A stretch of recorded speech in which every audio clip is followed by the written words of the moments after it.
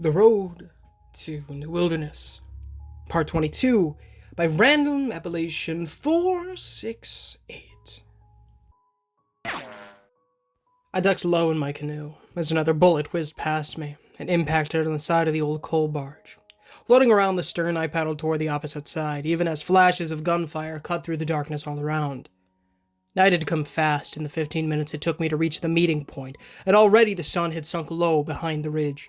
Long, eerie shadows crept over the water, and the barge loomed in the dying light, its red and black paint spotted with rust. The bow stuck into the nearby shore.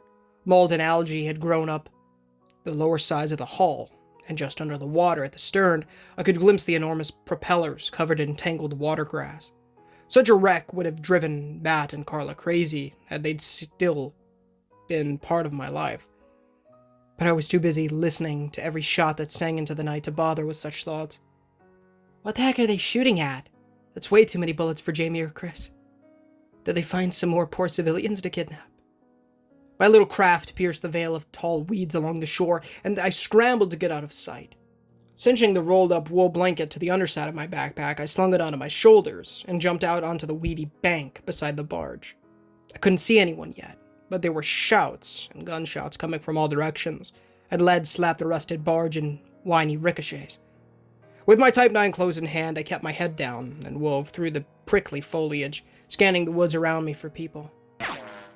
I ducked out of instinct, the bullet sailing right past my head. Two more danced into the dirt beside my feet, and I ran in a haphazard zigzag to the nearest fallen log, heart thudding against my ribs.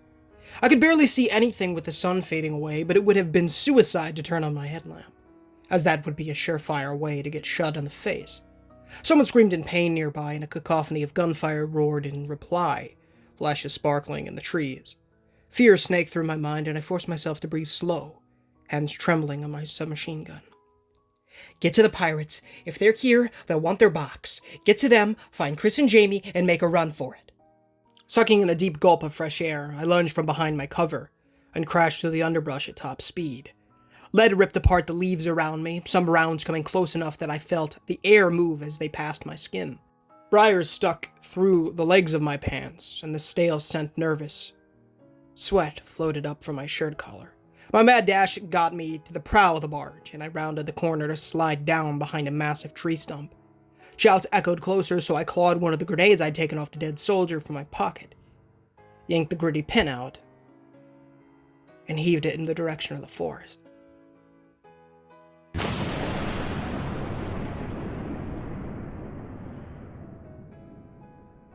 Crumples of earth rained down, and I poked head up, like a gopher, to peer at what lay ahead.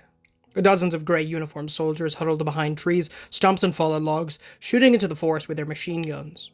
4 armored trucks made up the wall of their crude barricade, one burning with great pillars of black smoke, the others under constant rifle fire.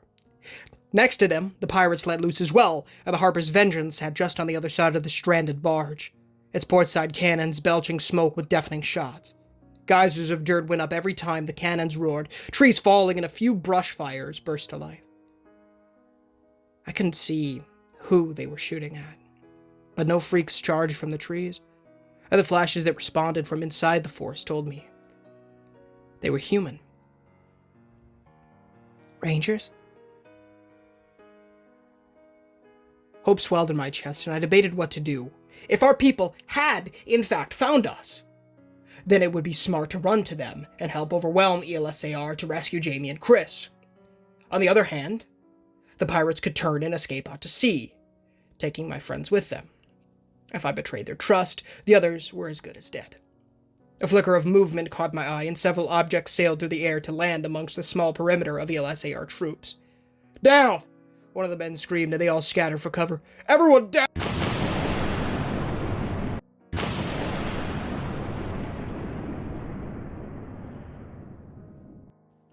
Several detonations rocked the small clearing, but with less concussive force, and more ashy smoke.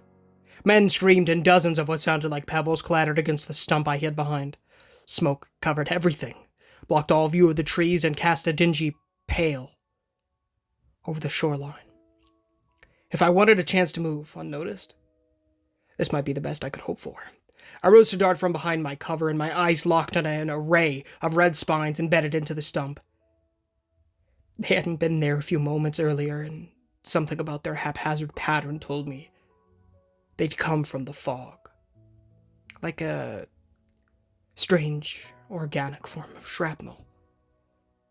Jets of orange and yellow arched into the sky from the dense trees, and I stared in horror at the cloud of fiery pinpricks that rained down. Run, you stupid fool! My legs came alive, and I sprinted past the coughing soldiers. They lay helter-skelter, with red spines stuck in their skin, their clothes, the flesh swelling, angry purple around the objects. A few wounds leaking milky pus, as if they'd become infected in a matter of seconds. Pitiful screams wailed from the wounded pirates, and a part of me felt sorry for the children. Bullets flew everywhere, and the injured combatants fired into the fog with all their fury, unable to see a thing. I dodged a few shots directed my way, heart threatening to jump from my chest, and crouched next to a large chunk of limestone.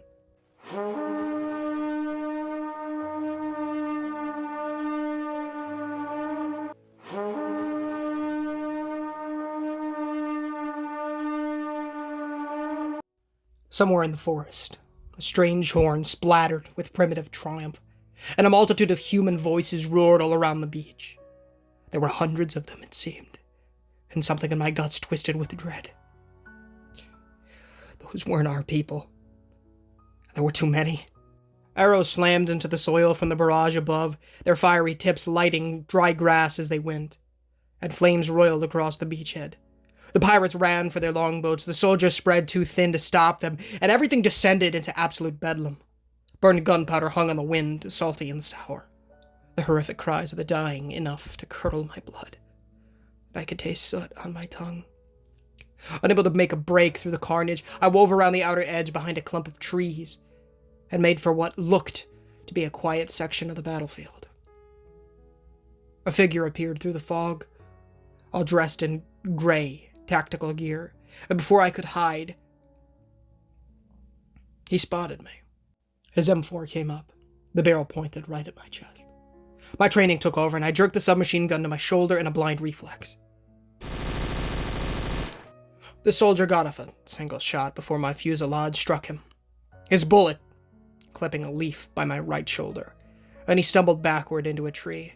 I heard him grunt in pain, and the man collapsed. All at once, a mortified realization seized me, and I stopped dead in my tracks.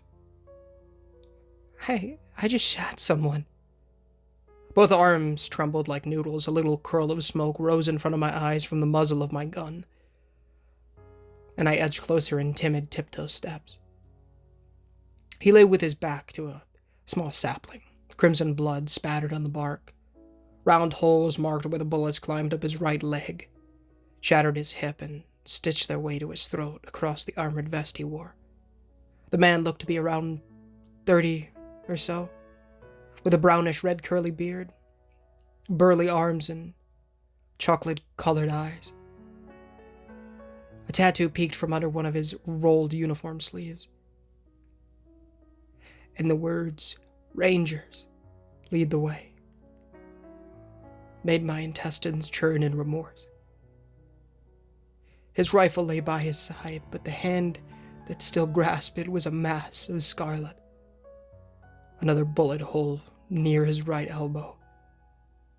The pale flesh around his neck twitched near the ragged trench, dug into the side of it by my last shot. And he pressed his opposite hand to it, both watery eyes fixed on me in shock.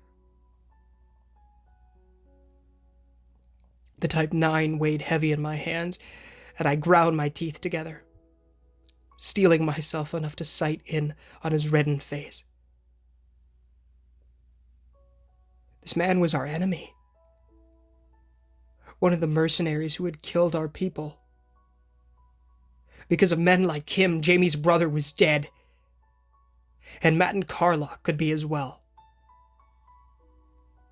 This was his fault. Our eyes met, his coated with a veneer of pain, and my finger refused to move on the trigger. He kind of looks like Dad. Maybe he is a dad. What if he's got a wife and kids somewhere counting on him, waiting for him to come home and now? Regret knotted in my chest, and I dropped my gun to paw at the medical pouch on my belt. I'm sorry. Crouching down, I ripped open the plastic package from my field bandage and pressed the soft, white gauze to the hole in the man's neck.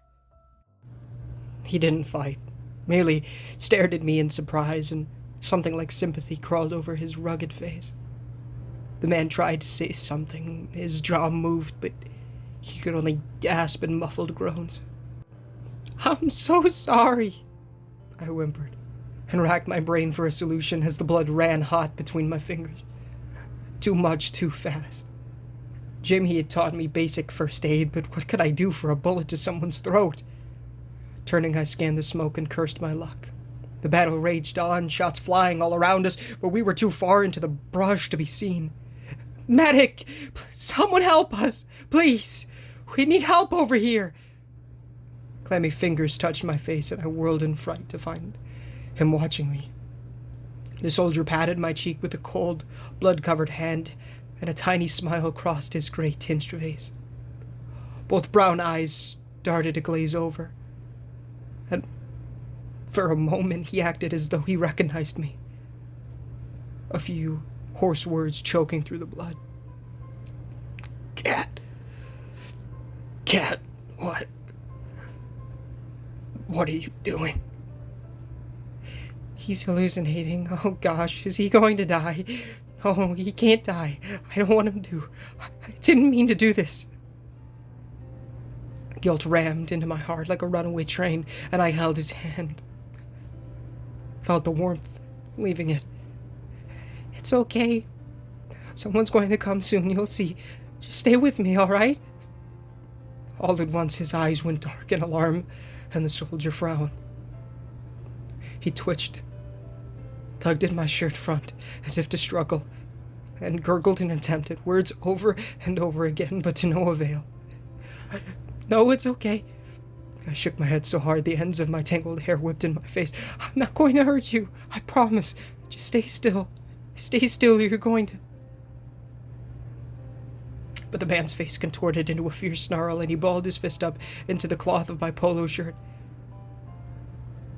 sending terror through me. Would I have to kill him? I didn't want to. I wanted a team of medics to magically appear through the fog of war and swoop him up to safety.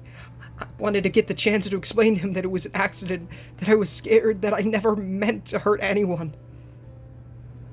I wanted to fix what I'd done. The soldier yanked at my shirt, and the force of his pull made me lose my grip on the bandage over his throat. More red streams spurting out. With all my strength, I did my best to press him up against the tree, to keep him still so he wouldn't hurt himself more. Stop, I'm trying to... Move! A deep grunt burst from his tattered esophagus, and the man seemed to find new strength, hurling me to the side like a paper doll. In the dim twilight, I watched his hand streak for a pistol on his belt, my eyes screwed shut in anticipation. He was going to shoot me, all because I didn't have the stomach to do what was necessary. Jamie would have done the right thing and put him out of his misery. Chris would have too. I'd been a weak-willed moron. And now I would die for it. My own weapon lying in the dirt behind me. I cringed, ready for the life to seep out of me. A shrill cry of pain cut through the cacophony of war, and something landed on the ground behind me with a dense thud. My eyes flew open, and I rolled over. Not 10 yards away, a figure gasped in short breaths of pain, clutching at the front of her plate carrier where the armor caught the rounds. Her helmet had come loose to reveal brown hair like mine balled up in a ponytail. And another M4 lay where she dropped it. A green shield-shaped badge rested on one shoulder, and despite the tactical gear, the girl didn't appear to be much older than myself. She wheezed and pushed herself up on all fours, a gleaming black combat knife resting amongst the weeds. Oh. I looked back at the wounded man and saw his vacant eyes staring far, far away. His body limp against the tree, the smoking pistol in his hand. "Fall back! All units, fall back to the trucks! We're pulling out!" A panicked voice blasted through the radio on her gear, and the girl stumbled to her feet. We locked eyes, and despite the darkness, I couldn't help but see the raw hatred there. A visceral rage that seethed like black fire in her gaze. With one hand still pressed to her armor plate, likely over a few cracked ribs, she reached for her rifle. A low rumble broke through the night, dozens upon dozens of feet stampeding closer in the underbrush, and another bullet snapped between us. I lunged for my submachine gun, fear thickened my brain. Cold steel met my palms, but by the time I looked up, nothing stood in front of me, save for swirling clouds of smoke.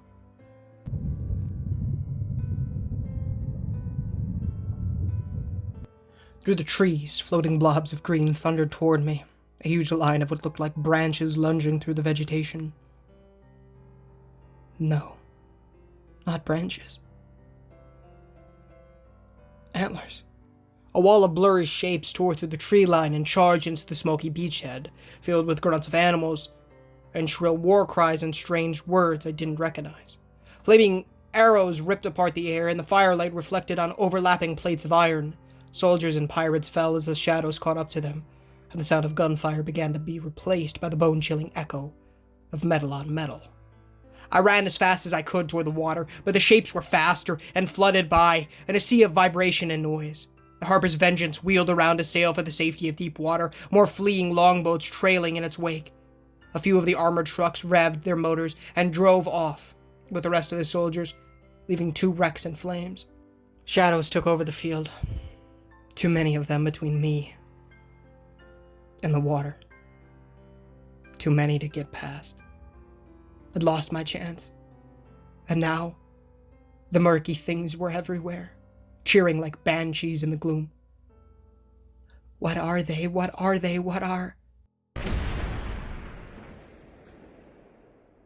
A stray cannon shot landed a few yards away, the shell explosion throwing me to the ground. My ears trilled with incessant whines, and the air rained dirt over my face. The world grew muffled for a few moments, and it seemed as though a giant hand pressed me to the ground. Coughing, I curled into a ball to avoid being trampled. I no longer thought of Chris, Jamie, or even the dead soldier who had saved my life. The primal switch in my brain reactivated, and once again, I searched desperately for an escape route as more figures galloped past.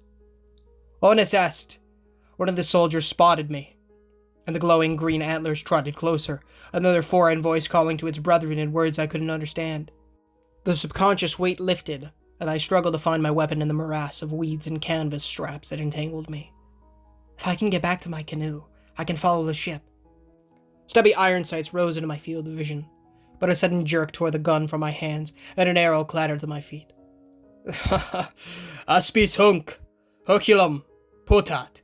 A gruff voice chuckled from somewhere behind me, and others laughed as well, as if whatever had been said was amusing. Scuttling backward on all fours, I yanked the knife from my war belt and swallowed my fear. This was it then. It was my turn to bleed. My turn to die. 5 of the shadows circled me, and as they did, they came close enough I could start to make out details. Riveted plates of metal clinked against one another, leather flaps holding them in place. Glowing like jade stars, the antlers led to a head, with the bony protrusion on the front of the skull layered in steel plates. Hooves denoted a deer, but these deer seemed larger, stronger, and more fleshed out than the glowing ones we'd seen around the wilderness. Easily as tall as a draft horse. They snorted, pawed at the ground, and the taut muscles in their limbs beneath the armor rippled with desire to run. Astride each stag's back, brown leather saddles held upright figures with black rifles in their hands, all pointed at me. Painted sheets of iron scales covered every inch of their bodies, shaded green, brown, and gray to match the forest. At their sides hung curved bows, with quivers full of arrows, conical helmets topped with Tufts of brown fur adorned their heads. Their faces bore rigid masks shaped with eerie similarity to puppet smiles. The eye slits painted in off-white. The breath holes overlaid with a mural of a wooden smile. Long swords dangled by their opposite hips, not curved like the pirates, but straight, with cross-shaped hilts. Round shields bounced on their backs, knee-high boots on their feet, not a sneaker or t-shirt anywhere to be seen. It would have all fit much better in some Renaissance festival somewhere, if not for the automatic rifles that rested at their hands, the assortment handguns and spare magazines and pouches on their belts. Flexing my fingers on my knife, I dug my teeth into my lower lip and squared up like Jamie had taught me in the boxing ring, as one of the riders dismounted across the circle from where I stood. The armored figure slung its M4 over one shoulder and drew the broadsword from its belt, a man's tone echoing through the layers of steel. "The knife. Drop it. Now." "I'm not going to make this easy for you. Leave me alone," I snarled back with the most aggressive voice I could muster and tried to decide how to stab at my metal-clad assailant. Whack. Sharp pain flared in the back of my head as something hard hit me from behind. I fell to my knees but kept hold of my knife, not about to die helpless and pleading. "Hoc unum contamax est. Cav. Elef." A female voice spoke from one of the onlookers, and she hefted the butt of her rifle that she'd just used to smack me in the head. A long steel blade swung at my face, and I dove to avoid it, heart racing. I was completely outmatched here. Boxing had been my worst skill set thus far. All I had was a stubby knife and nothing in the way of armor. I couldn't escape the circle, not with all those guns trained on me. One lucky strike and my opponent would open me up like a Christmas goose. "Come on, Hannah, you can't die now. If you can't get away from him, try to get close. Maybe you can stab him in the eye or something." I tried to feint with my right, which held the knife, but the man didn't fall for it. His blade flashed toward my midsection again, and I barely slid out of the path of it, lashing out in desperation. My blade clanked harmlessly off his shoulder armor without so much as leaving a dent. Slam. Pain ripped through my temple as an armored elbow connected to the side of my head, and stars appeared before my eyes. Both feet buckled, and I went down onto all fours, groaning in pain. Man, that hurt. "Jam status," another male voice barked on the onlookers, and this seemed to stay my attacker's hand. "Hoc unum absolutum est. Pater Adam nullan. Crudelitatem. Desixt." More feet stumped over to me, and the knife was jerked from my grasp. Just as fast as it had begun, my resistance was squashed, and I found myself a humiliated prisoner once more. They unbuckled my chest rig along with my war belt, and one of them scooped up my Type 9 with curious hands. Rope tightened over my wrists, and a dark bag was drawn over my head. They rummaged through my pockets with hurried, rough fingers, and one of them cut the straps of my backpack to pull it from my shoulders. "No!" I thrashed against their strong hands, panic tears in my eyes that they couldn't see. "That's mine! Give it back! Please, I need it! Give it back, please!"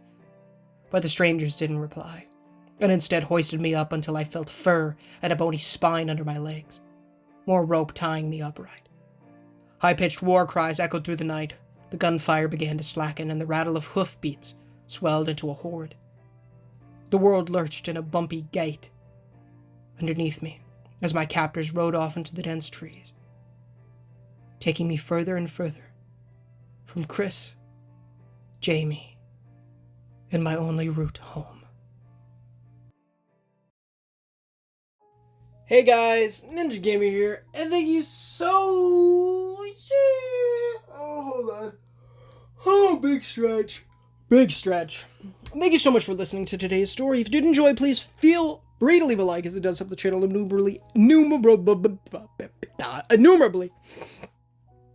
And as it get the gospel of peeps Swedes, as well as please consider subscribing, as we are trying to hit 1,000 subs by the end of the year, and it would be a massive blessing for the Lord if you guys did so. Of course, please consider reading the $1 billion question. Please do read it. It's on the screen right now. Description, pin, comment if you want to read it that way. It'll teach you how to become born again by going to how to go to heaven by of course, repenting of your sins and then trusting in the good Lord Jesus Christ with all your heart, mind, soul, and strength. And then afterwards, you will be, by building that relationship, by reading the Holy Bible daily, pray daily, and evangelize people, which is great stuff. Of course, also join the Discord. It's in the description. Stay tuned for streams. I might stream a lot tonight. I don't know. We'll see. Happy New Year. It is New Year's Eve, and in less than 2 hours, it will be the new year in 2024. By golly, it is going to be a good year. I'm going to make it one of the best years for the channel I possibly can. We are going to finally start off with platinum videos, and the goal is to do 5 in January. That's the goal. Please hold me to it. Please. Somebody say something. I need some discipline. That's what I freaking need. I play a lot of video games, and yeah, that eventually gets more content, but fact of the matter is I have so much content, I have so many things for videos and all that great stuff. So, yeah. What the frick? I guess one of the cats scratched me here. Oh, that might have been from yesterday. I don't know. Of course, go check out Random Appellation 468 as he is the author of today's story, and yeah, the original story link and his Reddit page will be in the description, as well as Mew, who does all the music for these videos, his YouTube channel page, as well as all the songs are listed in the description, as well as my brother's YouTube channel, Tamak Plush Videos. If you're interested in plush videos, please go check them out. I make quite a few cameos over there, and there should be a video coming up in the next, probably today, for their rewind for the year. So, yeah. So go check that out. I am in that, by the way. I play Big Shrek, don't guess. There's Baby Shrek, and then there's Big Shrek, which are godsons, so. Yeah. But I hope you guys enjoyed today's video. Hannah's been captured again. That's unfortunate I don't know if I was misreading the situation, but are these, like, centaur people? Like, please correct me if I'm wrong, but, like, is that what I'm putting down? Or are they riding on the deer? That's the other option. I'm probably wrong. I would have to reread this. Oh, man, dude. Freaking more capture. I don't mind, it's just, there are 8 more parts to the Road to New Wilderness, and then there are 2 more books after this that have yet to be posted, so we're gonna have to wait. Oh, gosh. Oh, man. The wait's gonna be, probably, that's the thing, right? The wait is always rough at the beginning, and then you kind of just let the wait pass away, until the date's coming up, and then the wait can become unbearable. Pokemon's was pretty rough for me. The DLC for Indigo Disc. And then I found out that they locked the legendaries, and then I was pretty upset about that. Still a great DLC, but yeah. I don't know. I'm gonna let you guys go because I got something to do in an hour, and I really need to get this uploaded. So yeah. Happy New Year, guys. Thank you for watching. And yeah, I don't think we hit the, I don't know if we hit the, I'm pretty sure we didn't hit the 1,000 for the year, but that is all right, because we grew exponentially in 2023, and in 2023, and I'm so grateful for that. So the goal for 2024, if you don't know, I made this, I said that if we did hit the 1,000 subs by 2023 at the end, I was going to do the goal of 10,000. I said if I didn't hit that it was going to be 5,000, but frick that! The goal's 10. Again, regardless. Set big goals, people. Set big goals. 10,000 subs is the goal for 2024. It's a lot, but I know we can do it. I know with your help, and I know with the Lord's help, that we can do anything. So please, help make this happen. This is my dream. Doing YouTube full-time. I do it full-time right now. But, yeah. I do want to be making money from it so that I can afford to live. God bless, guys. I love you. Thanks for watching. Stay tuned for more. Part 23 tomorrow. Unless I find something else and I want to mix it up. which is probably not going to happen. So part 23 tomorrow. I love you guys. Thank you for watching. And until next time, guys, this is... do all that stuff. This is... that was probably really loud. I apologize. This is Ninja Gamer. Signing off.